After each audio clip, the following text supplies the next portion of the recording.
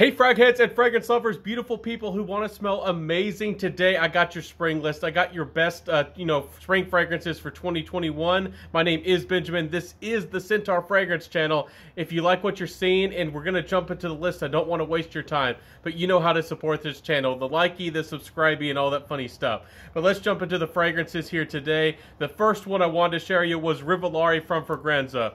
This is your mojito fragrance. This is your lime, your mint, your beautiful freshness. There's a pear sorbet behind this fragrance. There's a unique richness. This is more of a gourmand fragrance that I would recommend for the spring. Beautiful spring fragrance. Highly recommend it. Absolutely worth every penny. This one's not a clone. It's a pretty original fragrance, and I don't think you'll smell anything like it. It kind of gives me some of that Armani Privé type of DNA and that vibe, which is a beautiful thing if you haven't explored that line yet.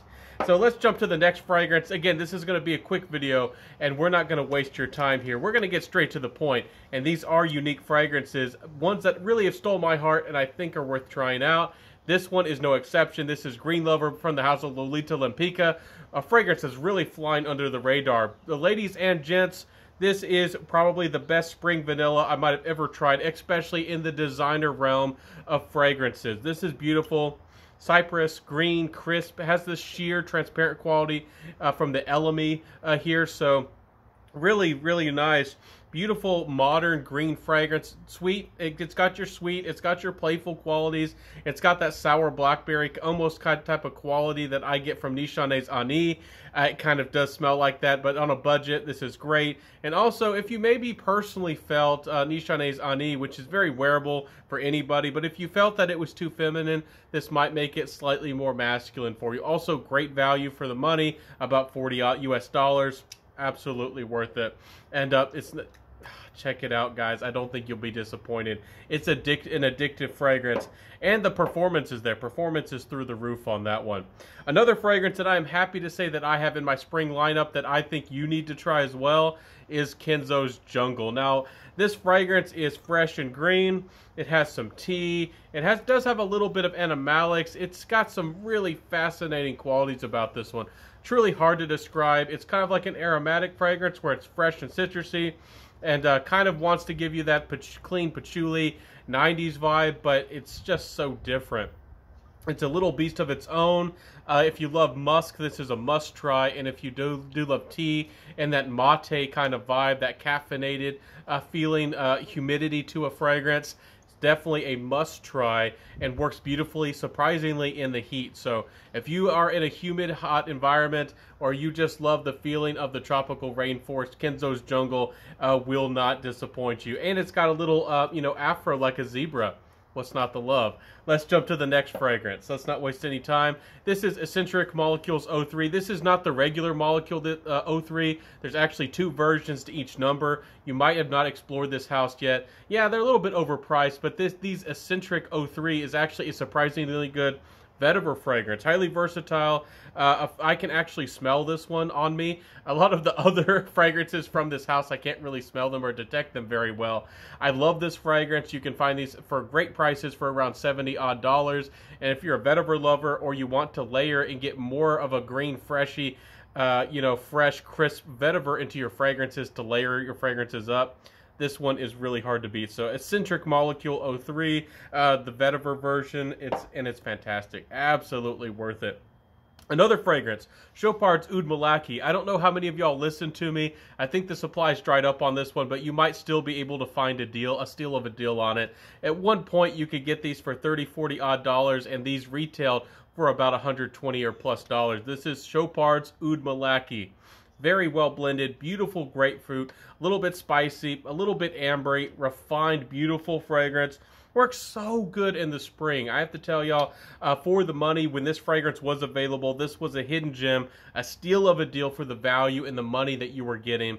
Absolutely was worth every penny. And even at full retail, this is very beautiful. Again, this is a modern oud, very little of it, and it just adds a sensual woody base. Nothing animalic, nothing really scary, nothing overbearing. A very good way to get into oud, honestly. A very easy way to get into it. And it has that fresh, watery quality.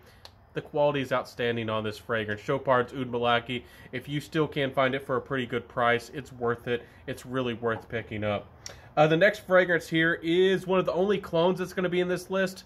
I know clones are divisive, but this is off on Supremacy in Heaven, and I had to mention it because I personally feel that this is better than Silver Mountain Water by Creed. It's longer lasting, it's creamy, it's more rich, and it's honestly, it's a little bit more carefree. It's not as complex. You're missing the inkiness of the original Silver Mountain Water, and it doesn't have some of the nuances but this one really highlights the sandalwood and the base. It kind of smells like the deep dry down when Silver Mountain Water really becomes soft on your skin in the very late stages of its dry down, when it's almost completely gone and it's just on your skin. This is kind of what this fragrance smells like. I think it's a little bit more easy to wear. It's very highly versatile, carefree, perfect for the office, running errands, out and about, but it still has an edge about it. It still has some of that metallic vibe, still has some personality, and I love that this is such a very long-lasting fragrance. This will give you 10 to 12 hours. It doesn't really push out like a beast of a fragrance, but it does have a good aura, a good presence about it, and the longevity is outstanding. So off on Supremacy in Heaven. If you want a fresh, crisp, clean fragrance, I think this is better than things like Prada El Homme, even though that's a pretty good clean fragrance too. Let's jump to the next one, ladies and gents, boys and girls. Y'all know that, you probably knew this was going to hit my list. This is one that's a contender. This one almost always hits my list for spring.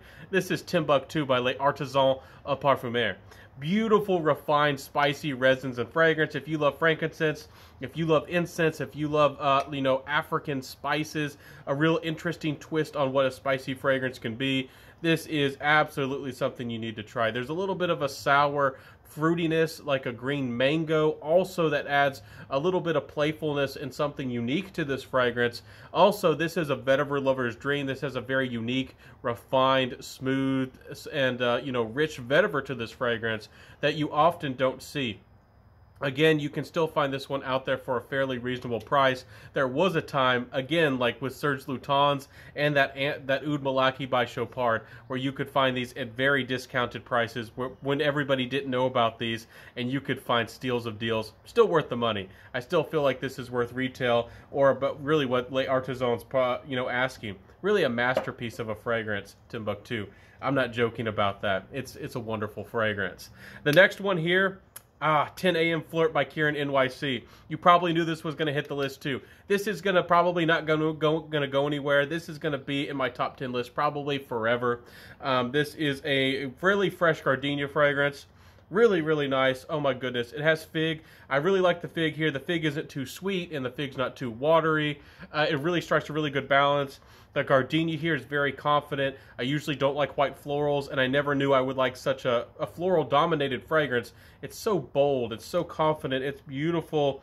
I just really like what's going on in this fragrance. It can really wake you up. This can be a fragrance that can really wow you. If you like walking into a fresh park, if you like that fresh garden type of feel, if you've ever walked to, visited a fancy estate on a vacation or something, and they have a really beautiful garden with their roses and flowers and vegetables and everything, and you just walk in there and it's so fresh and the oxygen is so pure, this is going to give you that memory, and this is going to give you that feeling.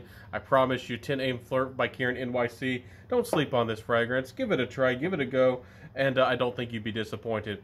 I did want to include something that I love that's very versatile and a beautiful, of course, spring fragrance, but also something more for the vintage, or maybe more of a discontinued kind of fragrance lover. This is something you might have to hunt for. This one is getting harder and harder to get.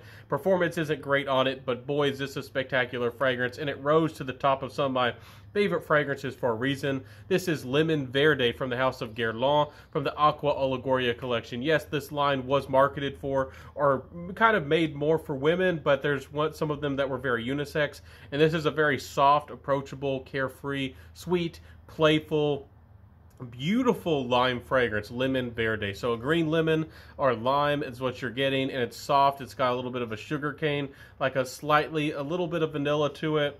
It's just so carefree and so likable, and I love this fragrance. It's certainly something that calms me down and makes me feel good. Again, kind of getting hard to get. This one is discontinued. Guerlain discontinued most of the Aqua Allegoria collection, so keep an eye on this one, or just go for it if it sounds good to you. Performance isn't great on this one, 4 hours or so, but if you want to freshen yourself up in the morning like you do with a cologne, or when you get out of the shower, I mean, this fragrance will do it for you, and then you can wear something beautiful during the night. So I got one more fragrance. We're at number 10, guys. We're at the very end of the video. I'm kind of proud of myself, honestly. I got to the 10-minute mark with 10 fragrances, and I hope I represented them beautifully. And this one is no exception. This is one I wanted to include, a niche fragrance that was also a little bit more unique, a little bit more strange, but something that I truly adore in the spring season for you wonderful people. This is called Amber del Sur from the House of Carner Barcelona. If you know about this fragrance, you already know. If you've never smelled it, this is going to be a little bit weird to you. This smells like dry pine needles, kind of like dry hay. It's got some really rich, complex patchouli. It's got some of this interesting, like sour, almost like vinegar and vanilla kind of, vinegar vanilla kind of thing. It's something that you might have never experienced. It's a little bit animalic. It's a little bit dry. It's a little bit spicy. Amber del Sur is a complex, unique fragrance. It's not for everybody, but certainly this one might be worth seeking out if you are a niche head. In the spring season, when you get a little bit of crisp of cold in the morning, and then you get the citruses off the top of this and this Italian Mediterranean feel that's really unique, almost like, I don't know, almost like a farmer would smell on a Mediterranean island. This fragrance it's just magic for me. But again, it's more unique, it's more strange, and that's why I put it at the very end of the video. It's not going to be for everybody, but it might be for some of you out there. And the price is right. I think Carner Barcelona charges fair prices for their fragrances too. So, my friends, let me know in the comment sections below which fragrances sounded the best, which fragrance was surprising, which fragrance was new. Again, my lists are original. I don't make top 10 lists. I rarely do. And if I do make a top 10 list, it's to really show what I love and what I have in my collection. I'm not highlighting or hyping up Dior Sauvage or Bleu de Chanel or some of the really trendy or mass appealing fragrances that people search for. Certainly that would help my channel grow. But I'm authentic, I'm true to myself, and I'm true to you as the viewer. So if you liked my content today, if you thought my content was helpful, if you thought that I made a really good video, y'all know what to do to help me down below. Like, comment, subscribe, and all that good stuff.